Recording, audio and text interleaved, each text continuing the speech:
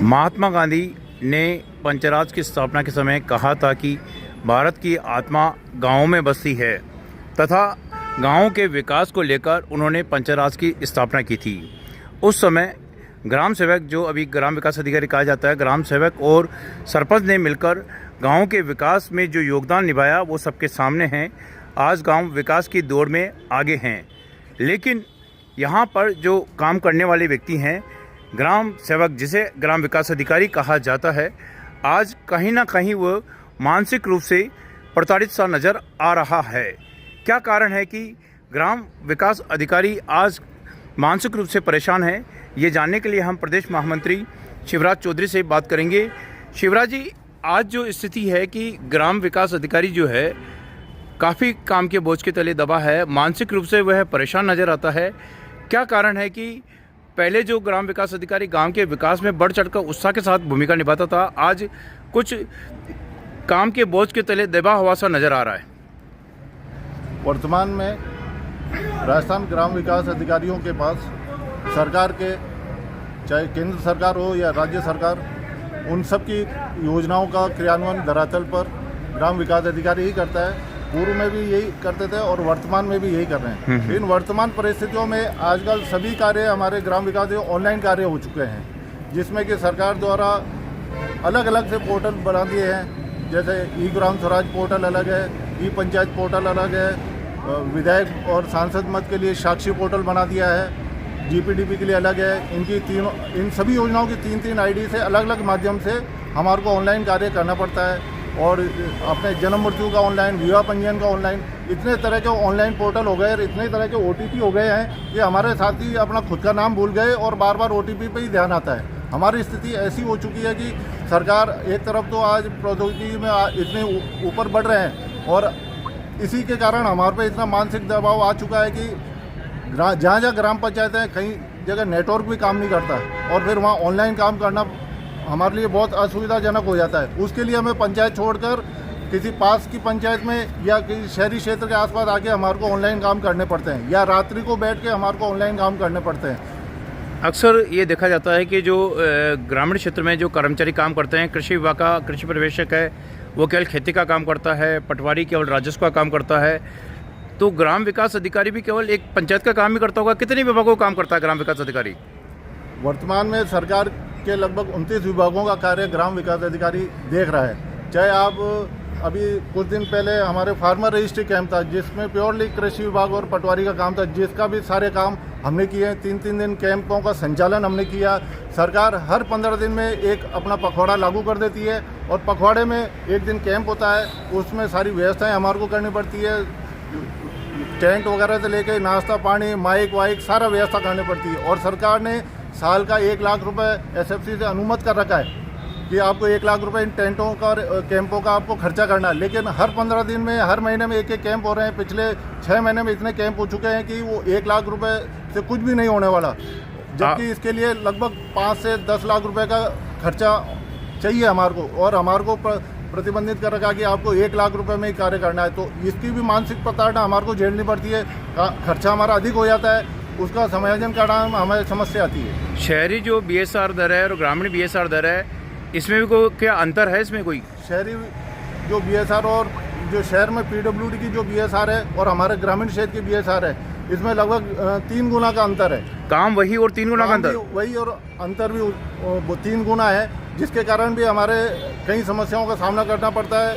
और वर्तमान में जो हमारी विकास योजनाएं चल रही है वो लगभग ठप हो चुकी है, क्योंकि हमारे एसएफसी का और 15 वित्तायोग का पेमेंट अभी तक नहीं आया। पिछले 24-25 की पहली किस्त तक हमारे को ग्राम पंचायतों में प्राप्त नहीं हुई है और हम हर महीने मतलब कैंप कराओ और पैसा नहीं है ग्राम पंचायत में। और कई हमारे जो संवर्धक हैं उनका 2-2 साल से नरेगा में पेमेंट नहीं हुआ है। तो ऐसे में सरकार जो हमारे को काम देती है, हमारे को धरातल में काम करने में भी समस्या होती है, क्योंकि भुगतान हम किससे करें, एडवांस में काम भी करें तो सर। और वर्तमान में तो ऐसी स्थिति हो रखी है कि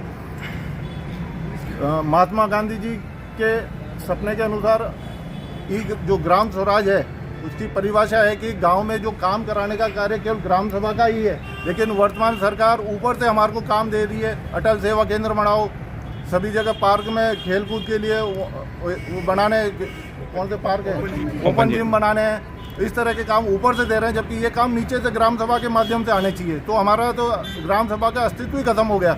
और महीने में 3 ग्राम सभाओं का आयोजन, जबकि सरकार द्वारा नियम बने हुए हैं कि ग्राम सभा के लिए 7 दिन पहले पूर्व में नोटिस देना पड़ता है, लेकिन यहाँ तो 1 दिन पहले आता है कि कल ग्राम सभा करनी है। तो ग्राम सभा का महत्व बिल्कुल खत्म हो चुका है। अच्छा, अक्सर ये बात देखने को आती है कि ग्राम पंचायतों में जो व्यक्तिगत लाभार्थी जो होते हैं उनका जो काम करने का तरीका है उसका खामियाजा भी ग्राम विकास अधिकारी को भुगतना पड़ता है। वर्तमान प्रधानमंत्री आवास योजना के तहत अर्बन और शहरी इन दोनों का कार्य ग्राम विकास अधिकारी देख रहा है। और जबकि जो प्रधानमंत्री आवास है गांव के उन गरीब लोगों के लिए है जिनकी स्थिति बिल्कुल ख़राब होती है और उनको सरकार पहली किस्त देती है।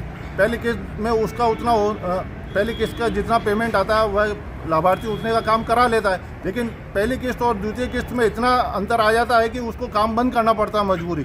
और कई जगह तो ऐसा भी होता है कि कुछ आदमी लोन लेके भी काम कराते हैं, जिसके कारण वो पहली किस्त सेकंड किस्त का इंतजार नहीं करता और पूरा मकान बना लेता। तो ऐसे में भी कई बार समायोजन में हमारे साथ समस्या होती है और कई लोग नहीं बना पा रहे, तो उसके नोटिस भी ग्राम विकास अधिकारियों को मिल रहे हैं, जो कि बिल्कुल सरासर गलत है। क्योंकि व्यक्तिगत योजना का काम है, व्यक्तिगत लाभ का काम है, सरकार सीधे लाभार्थी खाते में पैसे ट्रांसफर कर रही है।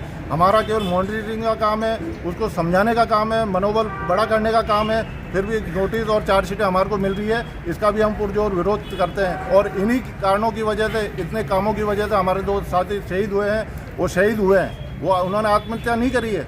ये अत्यधिक कार्य और जो अधिकारियों का जो मेंटली टॉर्चर है उसके कारण इन्होंने आत्महत्या की है। देखिए, ये थे शिवराज चौधरी। इन्होंने बताया कि जो वर्तमान में पंचायतों में जो कार्य कर रहे हैं ग्राम विकास अधिकारी, ये मानसिक रूप से इतने प्रताड़ित हो चुके हैं कि अब इनको मौत को गले लगाना पड़ रहा है। पिछले 40 दिनों में करीब 2 ग्राम विकास अधिकारियों ने मौत को गले लगा लिया है।